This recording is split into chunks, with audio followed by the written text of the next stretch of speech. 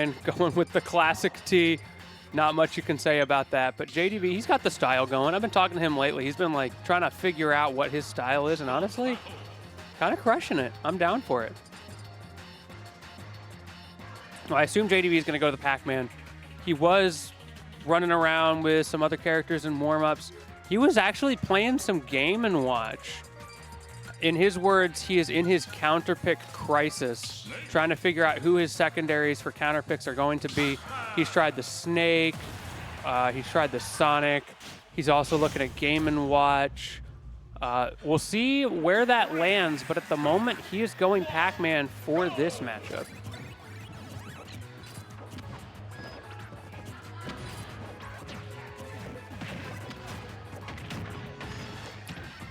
Oh, that grab missed?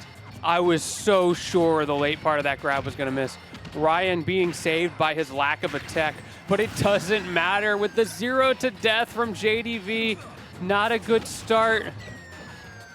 If there's a JDV 0 to death in 23 seconds, you know it's going to be a time.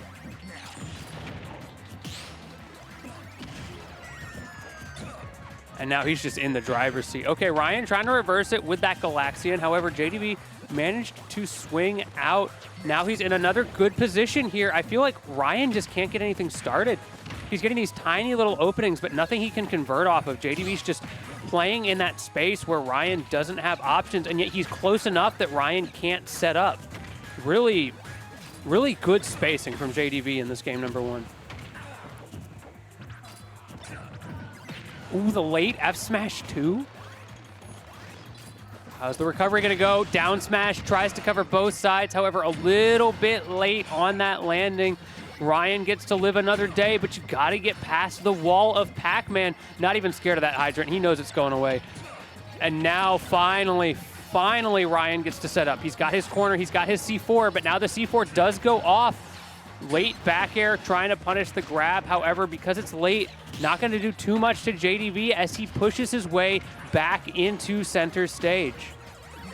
And now that bell is online. Oh no, Raiyihn tried to grab it with the air dodge, but I think he was a little too low. Parry forward air. Okay, Earl's Melon, yeah!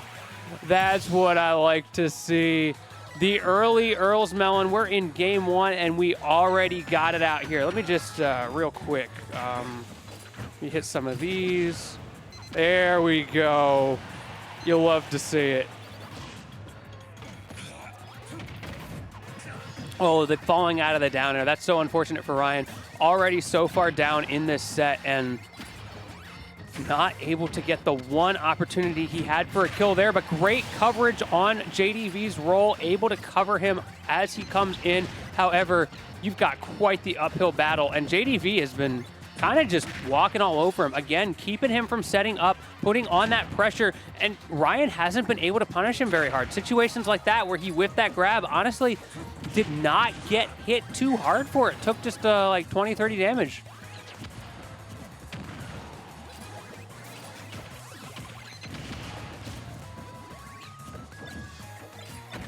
Ooh, I like the Z drop from Raiyihn, however, not going to be enough. That is one thing you got to be careful of.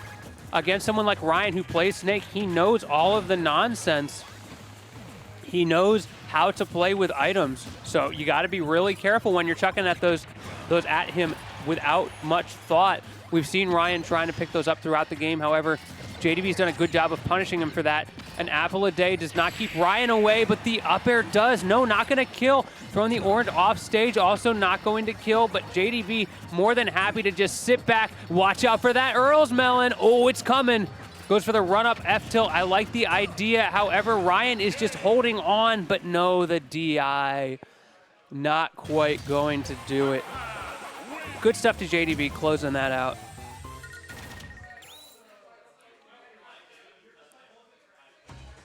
Hey chat, have y'all ever heard of a Jerusalem cricket? Wait, what? Oh, I had not thought of that. So game number 2, I doubt we're gonna see any counter picks here. Pac-Man versus Snake all the way through this set, and for good reason. Both of these players, more or less character specialists.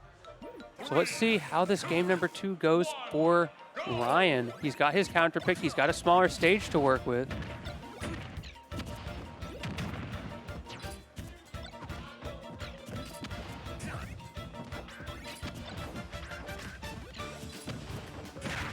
Hey, Raiyihn doing a good job of finding his setups early here. That was a big challenge in the first game that we were talking about.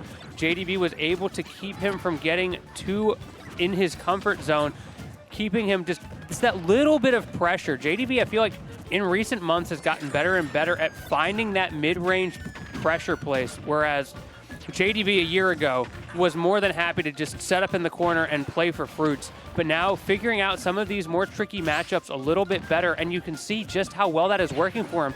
He had a slow start, but he's figuring it out so well. 89% already, but that's what I was talking about. Raiyihn able to grab that bell. Let's see if he can do anything with it. No, goes for the sticky, but he's a little bit off. That would have been so scary for JDV, and now he gets his opportunity to try again to kill Raiyihn. Meanwhile, Raiyihn, he's got a lot more damage he needs to do first. Nice parry as well. Yeah, roll behind, gets caught by the F smash. JDV was ready for that.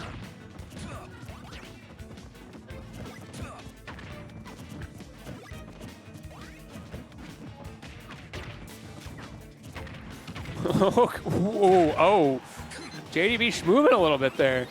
I feel like he's always so ready for the hydrant shenanigans just from pure experience. He's had so many situations where he's doing those boost grabs, those boost F tilts, that whenever you get into those weird scrambles where both players are being pushed around for the hydrant, somehow JDV always finds a way to come out on top of it.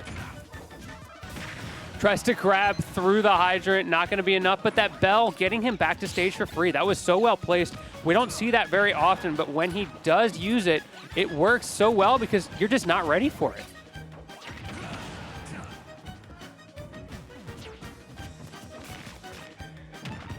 Oh, still connecting. This is a apropos of nothing, but I just realized, how did Clune not know this was streamed when you have to walk past the TV showing the broadcast to enter the stream room? Yes. There's a TV, like, at the door. Yes. That's all. Anyways, go back. Bro, Clune is living in a different world. Like, you know how there's, like, main character syndrome? Clune has not a character syndrome. Like, I don't know what's going on. One of the background characters becomes relevant to the plot. Yeah, exactly. He just shows up and you're like, wait, that dude was there the whole time? The deepest lore. Shout out to Clune. Well, he has got some serious VODs to review. That's all I'm saying. Maybe he just thought we were streaming it in-house for fun. I don't know. That's a very good point. All right, JDV up 2 stocks to 1. The sticky is on him, though. This is really scary. If he gets juggled, JDV could just pop. However, the timing on that shield, did you see that from JDV? The shield timing to get past that C4. How did he know? My man's hacking. He's got a shield macro or something working out for him. Does get the 2 stock. Great stuff to JDV. Able to close it out before anything got away from him. Meanwhile, good stuff to Raiyihn. Not out of it yet. Is still in this bracket as that was winner's side. But there can only be one moving on to winners finals. And who better to do it than JDV, the man who wins most of these, let's be honest. If he's in attendance, you're usually fighting for number 2. But there's some killers in this bracket. It's never over until it's over. Speaking of killers in this bracket, let's see what we got going on here. Ludo and Embo have not started. However, Archer did make it into top 8, so he is currently playing against Clune. And on the other side, we got Jojo and Lumekos. So that's going to solidify all of our top 8.